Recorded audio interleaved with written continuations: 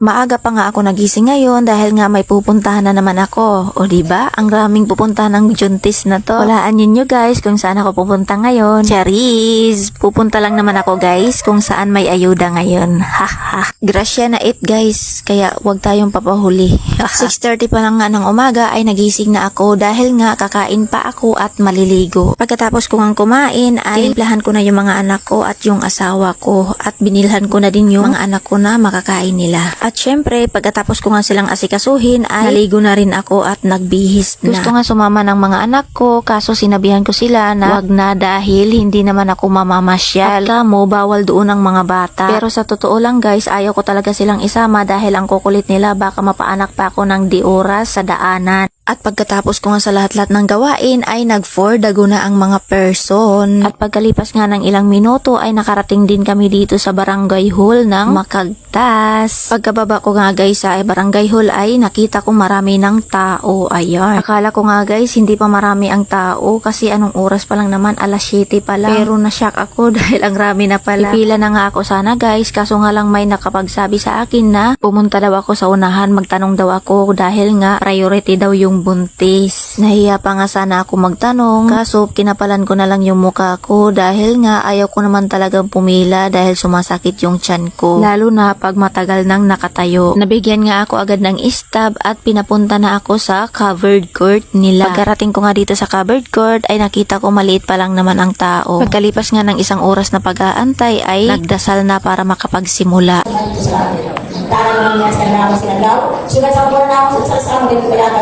Pagkatapos nga ng 30 minutes ay ito na, nakuha ko na din guys. Dapat pala guys pag may ayuda dapat buntis ka para madali ka lang makakuha.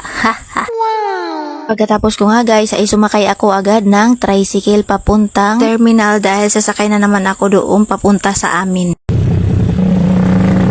At bago nga ulit ako sumakay ng tricycle ay bumili muna ako ng mangga para sa mga anak ko. Yan nga lang yung nabili ko sa kanila dahil nga may babayaran pa akong utang na 1,000. Idi 1,000 na lang yung tira sa akin. Haha. That's life guys. Okay lang yan. Hindi naman natin pinaghirapan yung pera kaya madali lang din mawala.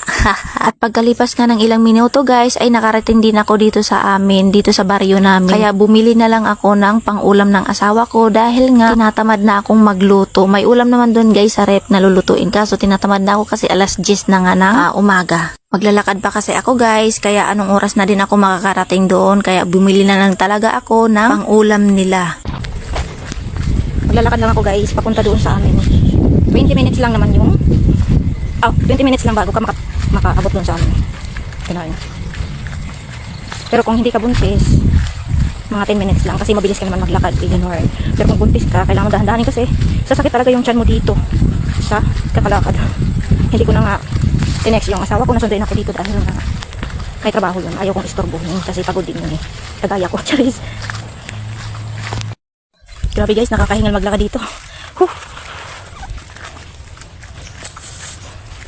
Nakakahingal.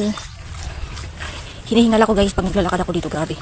Kasi mainit at saka malayo pa yung lalakarin ko. Grabe talaga. Pero okay lang, kaya natin to.